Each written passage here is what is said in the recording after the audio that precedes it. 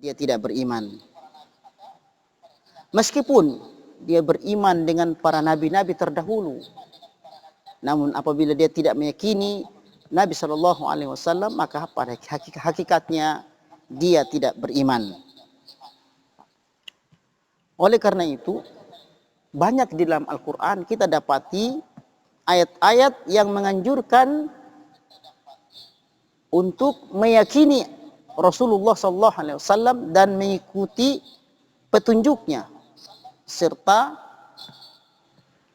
peringatan orang-orang yang menyelisihi jalannya. Di antara ayat yang menganjurkan bahwasanya kita harus beriman dengan Allah Subhanahu wa taala dan Rasulullah sallallahu alaihi wasallam serta apa yang beliau bawa, Allah Subhanahu wa taala jelaskan dalam Al-Qur'an surat At-Taghabun ayat 8. A'udzubillahi minasyaitonir rajim. Bismillahirrahmanirrahim. Fa'aminu billahi wa rasulihi wan nuril ladzi anzalna. Artinya, maka berimanlah kalian kepada Allah dan Rasulnya dan nur yang kami turunkan. Ulama tafsir menyebutkan wan nuril ladzi anzalna, cahaya atau yang kami turunkan, yang dimaksudkan di situ adalah Al-Qur'anul Karim. Jadi kita dianjurkan untuk beriman kepada Allah dan Rasulnya serta apa yang beliau bawa, yaitu Al-Qur'anul Karim, tanpa harus ada keraguan. Jadi apabila kita mengatakan kita beriman, maka tidak boleh kita ragu. Karena keimanan yang hakiki itu tidak ada keraguan. Dan keimanan itu tidak akan bisa dikatakan dia telah beriman apabila dia tidak yakin dengan sebenar-benarnya, tidak mengamalkan apa yang diperintahkan, dan tidak mengucapkan dengan lisannya. Oleh karena itu, ulama-ulama salaf kita menyebutkan, di antaranya Imam Ahmad rahimahullah di dalam kitabnya As-Sunnah, beliau mengatakan tentang iman, al-imanu qaulun wa amalun yazidu wa yanqus. Iman itu adalah ucapan dan amal. Iman itu bisa bertambah dan bisa berkurang. Begitu pula dikatakan oleh Imam Bukhari di dalam sahihnya, iman itu ucapan, amalan, dan i'tiqad. Jadi penjelasan ulama ini menyimpulkan kepada kita bahwasanya iman itu tidak hanya ucapan saja, atau tidak hanya amalan saja. Karena apabila kita mengatakan kita beriman, hanya kita yakini di dalam hati, itu adalah keyakinannya iblis laknatullah alaihi. Kenapa? Iblis laknatullah alaihi dia beriman, dia meyakini akan Allah, tetapi tidak melaksanakan perintah Allah. Kebalikan, kalau hanya kita beramal namun tidak meyakini dalam hati adalah, itu adalah keimanan orang munafik. Orang munafik itu mereka hanya apa? Hanya beramal, menampakkan keamalan. Wa idza qamu ila sholati qamu kusala. Apabila mereka bangkit untuk melakukan salat, mereka apa? Bangkit dalam keadaan pemalas. Yuraunan nas. Apa tujuan mereka? Supaya dipandang oleh manusia dia sudah beriman. Imannya tidak di hati, tidak ada keyakinan di hati. Di hatinya ada keinkaran. Ini keimanan orang munafik yang Allah Subhanahu wa taala menghukum mereka fi darki asfali minan nar, di dalam neraka yang paling bawah. Oleh karena itu, seorang muslim yang betul-betul beriman dengan risalah yang dibawa oleh Nabi sallallahu alaihi wasallam itu tidak pernah ragu. Apapun yang datang dari Rasulullah SAW dia terima. Apa yang dilarang dia tinggalkan, apa diperintahkan dia kerjakan. Itu sejalan dengan firman Allah Subhanahu wa taala dalam Al-Qur'an surat Al-Hasyr ayat 7. A'udzubillahi minasyaitonir rajim. Wa ma ataakumur rasulu fakhudhuhu wa ma nahakum anhu fantahu. Fattaqullaha innallaha khabirun bima ta'malun. Apa-apa yang datang dari Rasul, apa-apa yang diperintahkan Rasul, apa-apa yang disampaikan, ambillah, kerjakanlah. Dan apa-apa yang dilarang, maka tinggalkanlah. Jangan kita kerjakan. Serta bertakwalah kepada Allah, karena semuanya Allah Subhanahu wa taala Maha mengetahui apa yang telah kalian kerjakan. Oleh karena itu kita beriman dengan risalahnya, bahwasanya Nabi sallallahu alaihi wasallam merupakan utusan Allah. Dengannya Allah Subhanahu wa taala menitipkan Al-Qur'anul Karim, dan kita yakin dengan sebenar-benarnya beliau penutup para nabi dan rasul tanpa ada keraguan di dalamnya.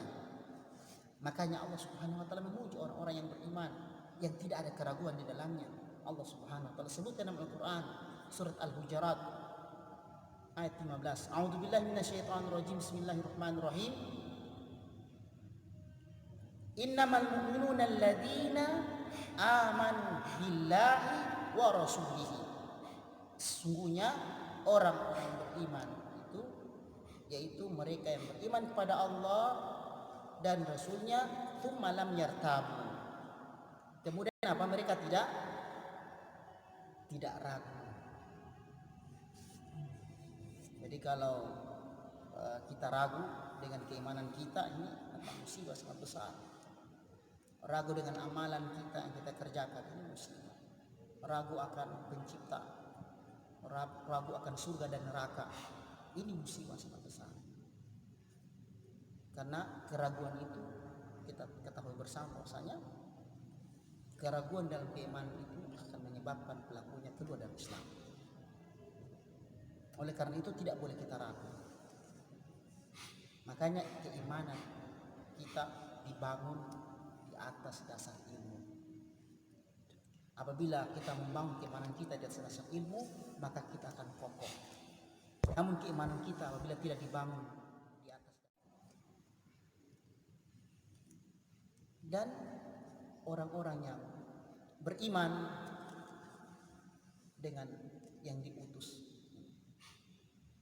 yaitu Rasulullah SAW, dia akan membangun pondasi agamanya. Agamanya akan kuat. Makanya dalam Al-Quran maupun Sunnah Nabi SAW, keimanan itu selalu digandingkan Allah dan Rasulnya. Menyebutkan Allah kemudian Rasulnya. Contohnya di Al-Quran surat Al-Hujurat tadi. Amanu billahi wa rasulihi. Hendaklah kalian beriman kepada Allah dan Rasulnya. Ini perintah. Beriman kepada Allah dan Rasulnya. Begitu pula disebut oleh Nabi SAW. Bunyal Islamu ala khamsin. Agama itu, pondasi agama dibangun atas 5 dasar, 5 pokok. Syahadat an la ilaha illallah wa anna Muhammadan Rasulullah. Itu bersaksi bahwasanya tidak ada yang berhak disembah kecuali Allah dan Muhammad adalah Rasul dan utusan Allah. Wa iqamis shalah, dirikanlah salat, wa itaiz zakat, keluarkanlah zakat, wa hajjul baiti, dan juga apa? Menunaikan haji di Baitullah, wa shaumi Ramadan, dan berpuasa pada bulan Ramadan. Ini pondasi agama kita yang lima. Oleh karena itu kita wajib meyakini akan Rasulullah SAW tanpa ada keraguan di dalam. Dan orang-orang yang meyakini akan risalah beliau, maka mereka akan dibalas oleh Allah Subhanahu wa taala dengan pahala yang sangat besar. Dan ini janji dari Allah Subhanahu wa taala. Allah Subhanahu wa taala sebutkan dalam Al-Qur'an surat Sofan ayat 10 sampai ayat 11. A'udzubillahi minasyaitonirrajim. Ya ayyuhalladzina amanu hal adullukum ala tijaratin tunjikum min adzabin alim tu'minuna billahi wa rasulih. Hai orang-orang yang beriman, maukah aku tunjukkan kepada kalian?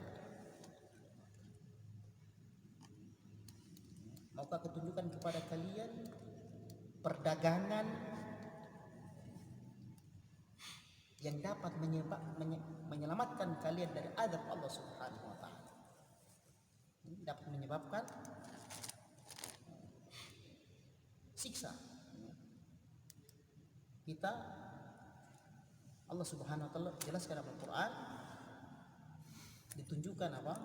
Perdagangan yang dapat menyelamatkan dari azab Allah yang sangat pedih. Apa itu? Tu'minuna billahi wa rasulih. Engkau beriman kepada Allah dan Rasulnya, wa tujahiduna fi sabilillah, serta engkau berjuang di jalan Allah Subhanahu wa taala. Oleh karena itu, kita harus beriman dengan sebenar-benarnya keimanan. Kemudian juga Allah Subhanahu wa taala menjelaskan perihal pengingkaran orang kafir. Mereka akan mendapatkan azab yang sangat pedih. Kenapa? Mereka tidak beriman, tidak meyakini bahwasanya Rasulullah SAW Nabi dan Rasul, utusan Allah. Mereka meragukan risalah beliau, maka mereka akan dihukum oleh Allah Subhanahu wa taala. Jadi siapapun di antara umat ini yang setelah Nabi SAW diutus kemudian dia tidak beriman, maka dia akan diancam oleh Allah Subhanahu wa taala dengan azab yang sangat pedih. Yang demikian Allah Subhanahu wa taala sebutkan di dalam Al-Qur'an surat Al-Anfal ayat 13. A'udzubillahi minasyaitonirrajim. Bismillahirrahmanirrahim. Dzalika bi'annahum syaqullaha wa rasulahu wa man yushaqiqillaha wa rasulahu fa innallaha syadidul iqab. Artinya yang demikian itu dikarenakan mereka menentang, meragukan Allah dan Rasulnya. Dan siapa yang meragukan, menentang Allah dan Rasulnya, maka sesungguhnya dia akan mendapatkan azab yang pedih. Jadi kalau kita sudah ragukan Allah, ragukan Rasul, maka kita akan mendapatkan azab yang pedih. Oleh karena itu, kita harus apa? Meyakini bahwasanya Rasulullah SAW adalah utusan Allah. Dengan kita beriman, maka insya Allah kita akan selamat. Dan bentuk keimanan itu adalah ketaatan. Apakah kita tidak taat dengan apa yang beliau bawa? Kita mengatakan kita telah beriman, kita tidak taat, berarti kita bermaksiat. Kalau kita bermaksiat berarti kita mendapatkan dosa. Kalau kita mendapatkan dosa, maka kita akan diadab oleh Allah Subhanahu wa taala. Karena kenapa? Allah Subhanahu wa taala tidak meridhoi perbuatan tersebut. Makanya Rasulullah SAW bersabda, "Kul ummat yadkhuluna jannah." Umatku akan masuk ke dalam surga. Jadi semua umatku ini akan masuk ke dalam surga. Illa man aba, kecuali yang enggan. Jadi kalau kita enggannya, berarti kita tidak termasuk. Kemudian para sahabat bertanya, "Ya Rasulullah, orang yang bagaimana yang enggan?" Maka Rasulullah SAW menjawab, "Wa man ata'ani dakhala jannah, man asani faqad aba." Barang siapa yang taat kepada aku, maka dia akan masuk surga. Dan siapa yang menyelisih, bermaksiat kepada aku, tidak meyakini, maka itulah orang yang enggan. Jadi kunci kesuksesan adalah dalam keimanan. Ini hak yang pertama yang harus kita tunaikan. Oleh karena itu, kita harus beriman dengan sebenar-benarnya secara langsung. Dan kita harus meyakini bahwasanya orang yang mendurhakai Allah dan Rasul-Nya akan mendapatkan siksa. Ada sebuah kisah perihal orang munafik, yaitu Abdullah bin Ubay bin Salul. Ketika beliau meninggal, maka anaknya yang bernama Abdullah, jadi Abdullah bin Ubay bin Salul, datang kepada Nabi Sallallahu Alaihi Wasallam, meminta kepada Nabi untuk apa? Meminta pakaian Nabi Sallallahu Alaihi Wasallam untuk mengafani bapaknya. Jadi Abdullah datang kepada Nabi untuk mengafani bapaknya, yaitu Abdullah bin Ubay bin Salul, tokoh kaum munafik di Madinah. Kemudian Abdullah meminta kepada Rasulullah SAW untuk menyolati bapaknya, padahal bapaknya tokoh munafik. Lalu ditegur oleh Umar bin Khattab, ya Rasulullah, mengapa engkau menyalahkan orang tersebut dan Allah Subhanahu wa taala melarang? Maka Rasulullah SAW menjelaskan kepada Umar bin Khattab bahwasanya dalam hal ini dia diberikan pilihan. Diberikan apa? Pilihan.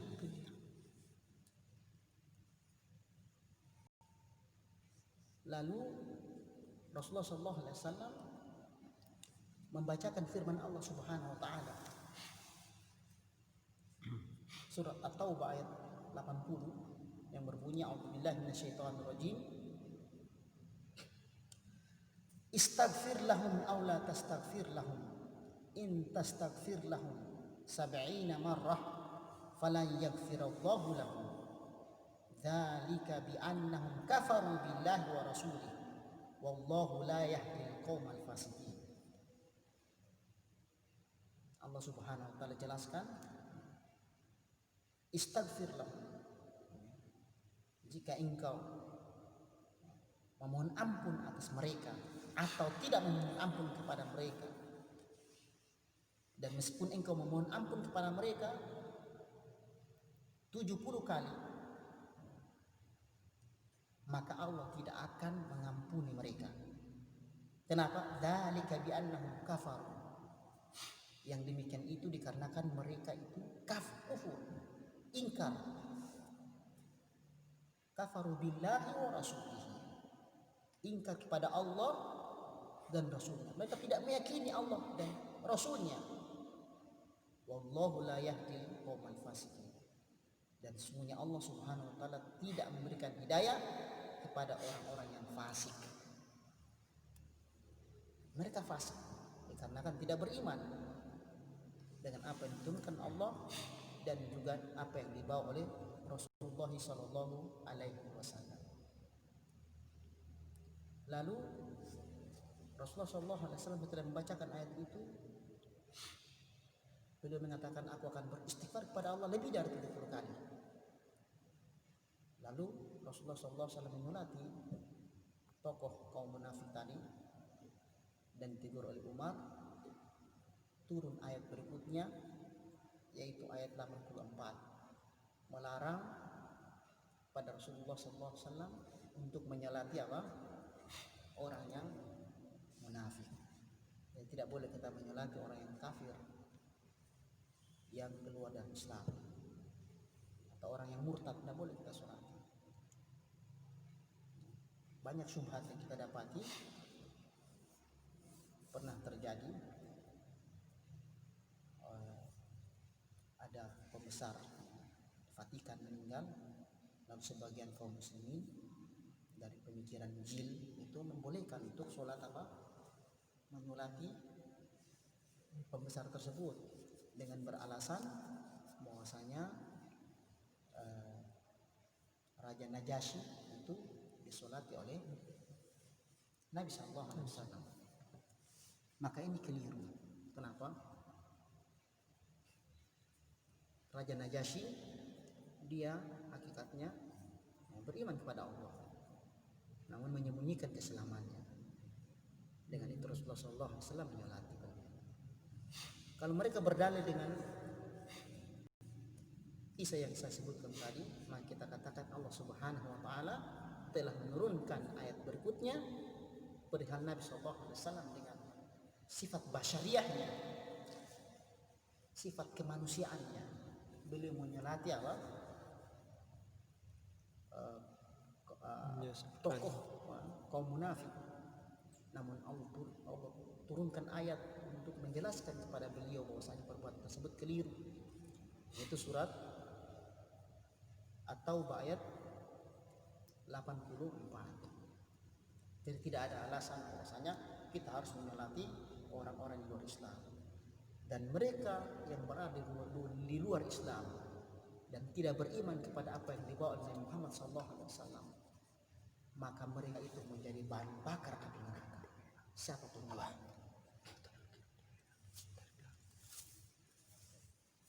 Oleh karena itu Nabi SAW bersabda, "Walladzi nafsi Muhammadin biyadi." Demi jiwaku Muhammad berada di tangannya. Siapa? Tangan Allah Subhanahu wa taala.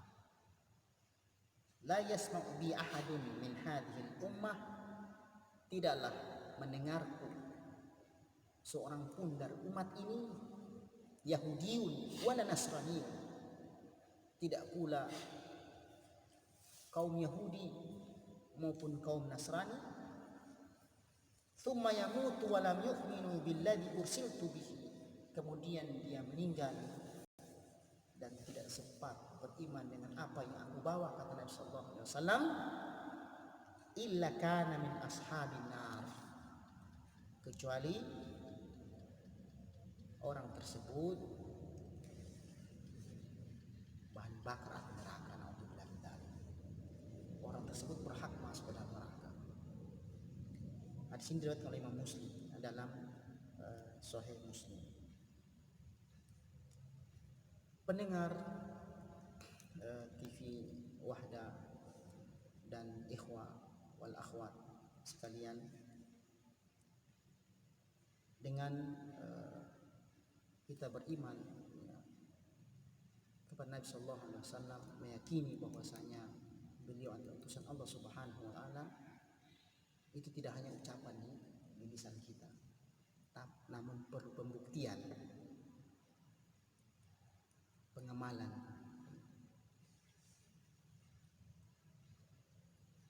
Ya, perlu pembuktian dan pengamalan.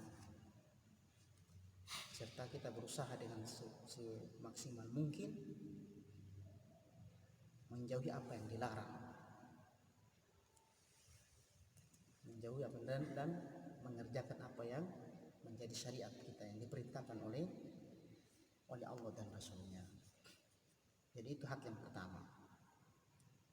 Kemudian hak yang berikutnya, min huquqi Nabi sallallahu alaihi wasallam ala ummatihi,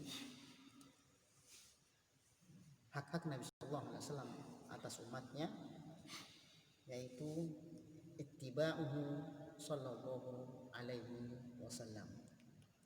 Kita mengikuti apa yang menjadi contoh, kita mengikuti tuntunan, kita mengikuti ajarannya. Kita tidak boleh melakukan perbuatan-perbuatan yang bukan tuntunan. Kita tidak boleh melakukan amalan-amalan yang di luar dari yang tidak diajarkan oleh Nabi Sallallahu Alaihi Wasallam. Apabila kita melakukan perbuatan atau amalan yang kita yakini mendekatkan diri kepada Allah Subhanahu Wa Taala, ternyata amalan tersebut tidak ada tuntunannya dari Allah dan Rasulnya, maka pada hakikatnya kita tidak menunaikan hak-hak Nabi Sallallahu Alaihi Wasallam. Bahkan kita merupakan golongan orang yang pengkhianat. Kenapa? Karena apabila kita mengatakan meyakini Nabi Sallallahu Alaihi Wasallam, maka otomatis kita apa? Mengikuti ajarannya, bukan kita menambah-nambah. Agama ini kita tahu bersama bahwasanya agama ini telah sempurna, tidak ada penambahan, tidak juga pengurangan. Kita hanya dituntut bagaimana kita bisa mengamalkan ajaran ini. Sangat disayangkan ketika pada hari kiamat nanti kita datang kepada Allah Subhanahu wa taala, kita mendekati telaga Nabi sallallahu alaihi wasallam. Kemudian kita diusir oleh Allah Subhanahu wa taala. Kemudian Nabi memanggil kita, mereka apa? Umatku. Maka dijawab, la tadri ma ahdathat ba'dak. Kamu tidak tahu Muhammad, mereka itu telah melakukan perkara bid'ah sesudahmu. Jadi amalan yang diada-adakan itu adalah pada hakikatnya menjauhkan kita dari Nabi Sallallahu Alaihi Wasallam, yang mana Nabi Sallallahu Alaihi Wasallam sangat cinta kepada umatnya. Bahkan sebagaimana saya sebutkan tadi, Nabi Sallallahu Alaihi Wasallam menginginkan Abdullah bin Ubay bin Salul mendapatkan pengampunan dari Allah Subhanahu wa taala. Ini kecintaan Nabi sallallahu alaihi wasallam atas umatnya. Nabi menginginkan bagaimana Ubay bin Salul ini diampuni oleh Allah Subhanahu wa taala, mendoakan beliau, meminta ampun kepada Allah. Namun Allah mengatakan, kamu beristighfar, minta ampun kepadanya atau tidak sama saja. Oleh karena itu, kita hanya dituntut bagaimana kita mengamalkan ajaran ini.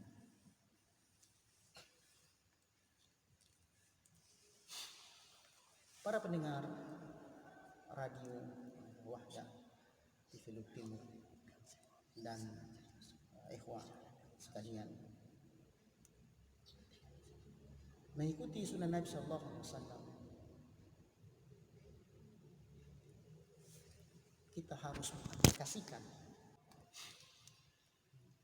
di dalam kehidupan kita.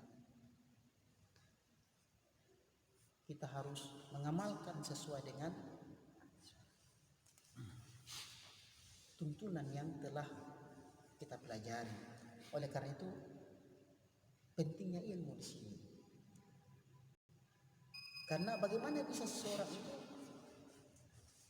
mengamalkan apa yang diajarkan oleh Nabi Sallallahu Alaihi Wasallam kalau dia tidak berilmu? Oleh karena itu pentingnya ilmu, pentingnya kita belajar. Karena seseorang itu tidak akan menjadi pandai tanpa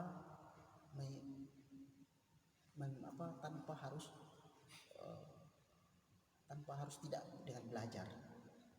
Tidak akan bisa menjadi pandai kalau tidak belajar. Jadi harus apa? Kita belajar. Anak kecil tidak akan bisa berjalan melainkan dia bertahap belajarnya. Begitu pula kita. Oleh karena itu, ketika kita melakukan suatu amalan, perbuatan untuk mendekatkan diri kepada Allah Subhanahu wa taala, seyogyanya dibarengi dengan ilmu. Imam Bukhari rahimahullah mengatakan, al-ilmu qabla al-qawli wal amal. Ilmu, berilmu dulu sebelum berkata dan beramal. Bahkan Rasulullah SAW bersabda perihal solat, sallu kama ra'aitumuni usolli, solatlah kamu sebagaimana kamu melihat aku solat. Ini Rasulullah SAW mengatakan demikian. Bagaimana kita bisa melakukan ibadah dengan baik kalau kita tidak melihat Rasulullah SAW? Tentunya kita harus berilmu, karena dengan ilmu tersebut membimbing kita agar kita dapat mengetahui ini menjadi tuntunan bagi kita. Ini yang diajarkan oleh Nabi Sallallahu Alaihi Wasallam. Ini yang harus kita jauhi. Ini harus kita kerjakan. Oleh karena itu, hak yang kedua ini harus kita tunaikan. Para pendengar Wahdat TV dan ikhwah sekalian, semoga apa yang bisa disampaikan pada malam hari ini dapat memberikan manfaat. Lebih dan kurangnya dimaafkan. Yang benar datangnya dari Allah Subhanahu wa taala, dan yang keliru datangnya dari pribadi Anda sendiri. Semoga Allah Subhanahu wa taala mengampuni kita, karena tidak ada manusia yang tidak luput dari kesalahan dan kehilafan. Kita cukupkan dengan membaca doa majelis. Subhanakallahumma wa bihamdika asyhadu an la ilaha illa anta astaghfiruka wa atubu ilaik. Assalamualaikum warahmatullahi wabarakatuh. Waalaikumsalam warahmatullahi wabarakatuh.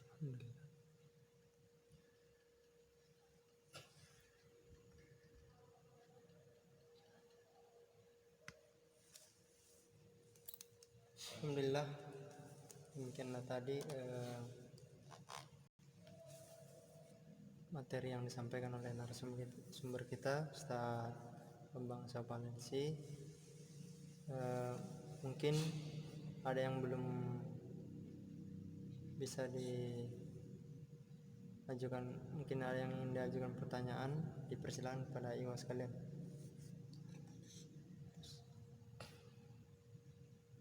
Tafadhol.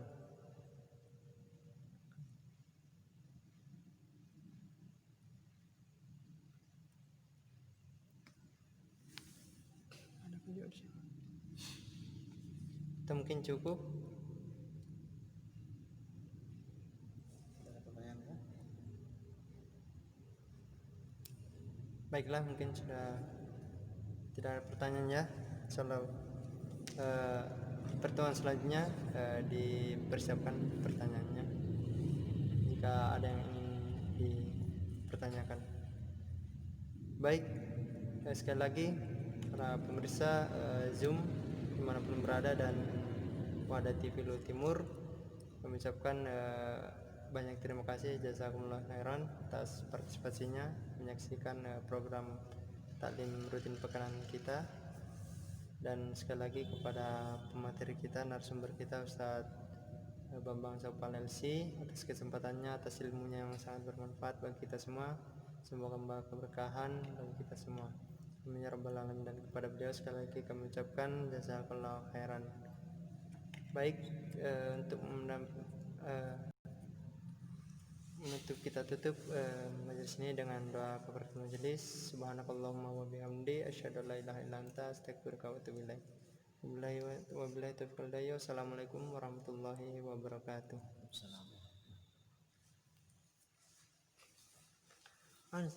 Putus-putus jaringan. Kurang kuat jaringannya. Oh, di sini. Kurang putus-putus. Apa ya? 4G-nya. Ada, tapi di sini makanya saya talim Pantasnya iya betul. Biar putus-putus. Saya sampai. Makanya saya bilang sama Abur tadi, ada ke tempat yang agak bagus di rumahnya ke Ustaz saya, bagus kah? Sempat di rumah beliau bagus. di mana? Oh, agak daerah sana. Iya. Oh, daerah sini agak lemah di. Kita di halte pertama biasa. Susah Yang ada di atas yang dekat dari Pohon Mangga.